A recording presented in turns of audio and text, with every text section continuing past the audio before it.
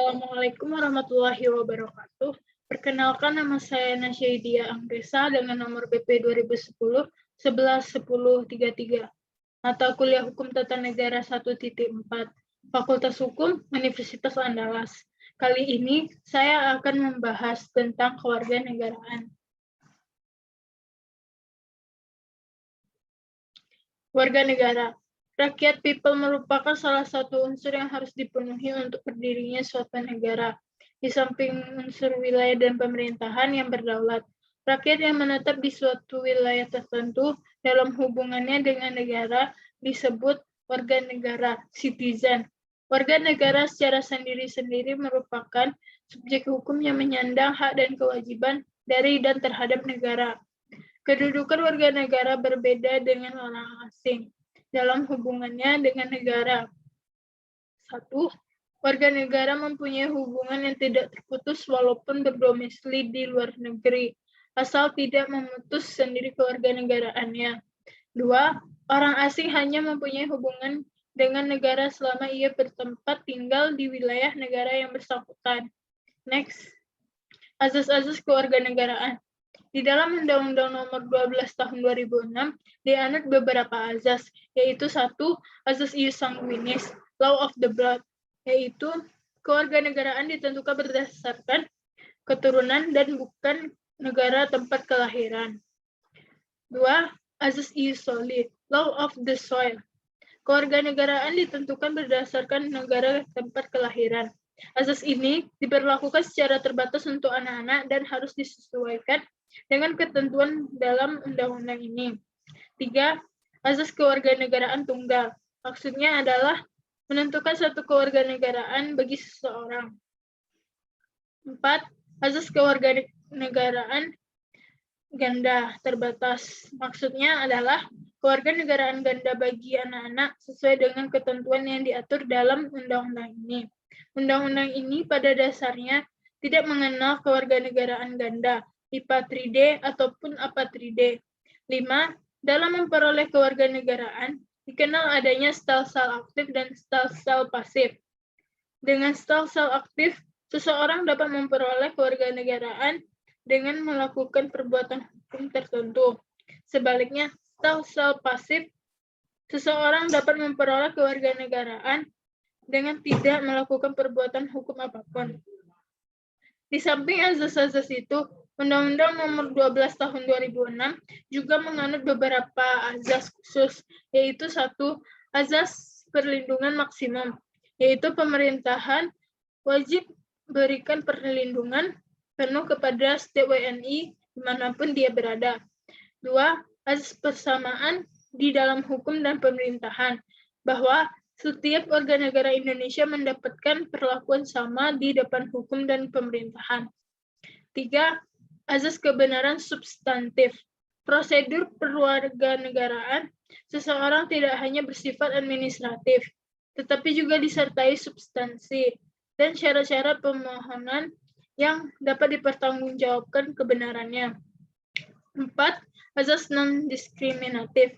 Tidak membedakan perlakuan dalam equal yang berhubungan dengan warga negara atas dasar suku, ras, agama, golongan, dan gender. 5. Azas pengakuan dan penghormatan terhadap hak azazi manusia. Segala hal equal yang berhubungan dengan warga negara harus menjamin, melindungi, dan memuliakan HAM atau hak azazi manusia. 6.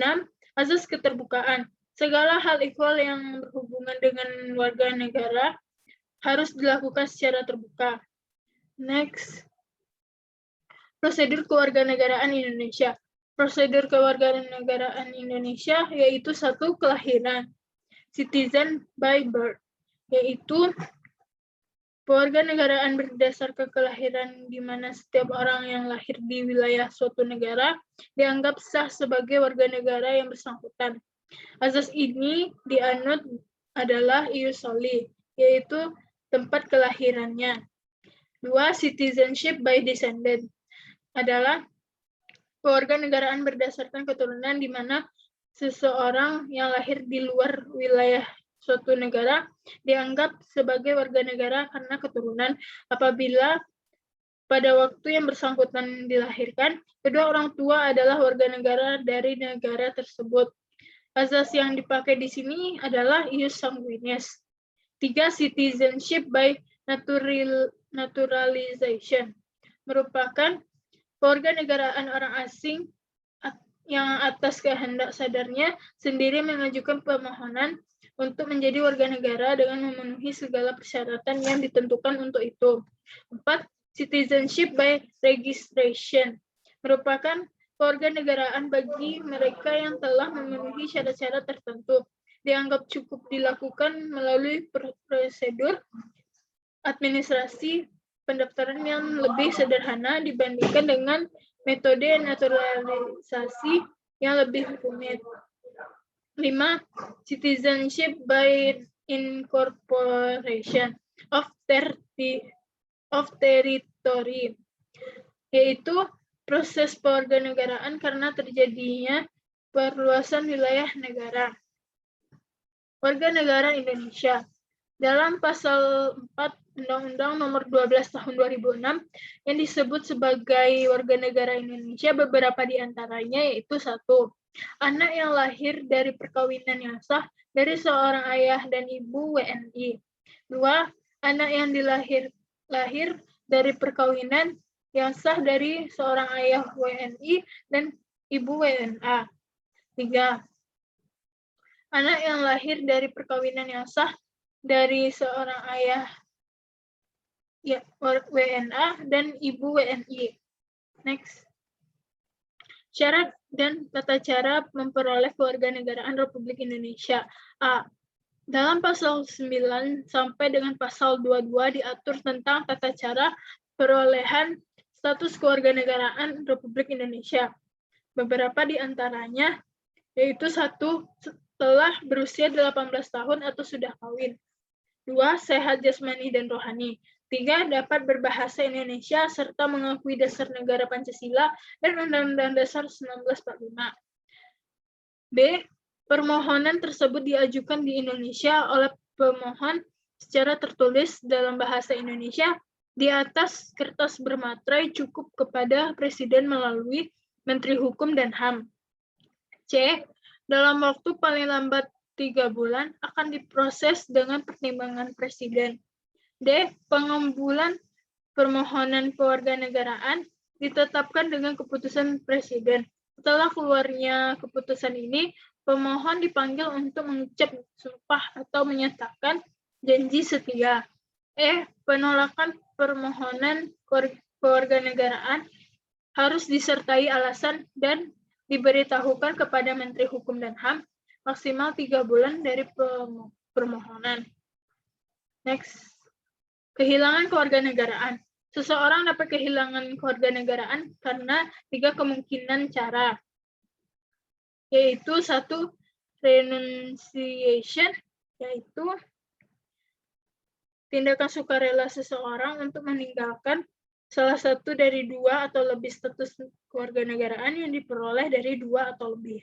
2. Termination, yaitu penghentian status kewarganegaraan sebagai tindakan hukum karena yang bersangkutan memperoleh kewarganegaraan dari negara lain.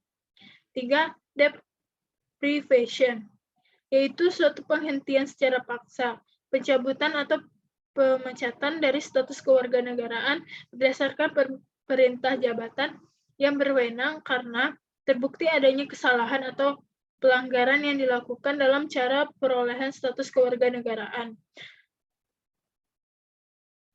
Dalam pasal 23 Undang-Undang Nomor 12 Tahun 2006 juga diatur tentang WNI yang kehilangan kewarganegaraan.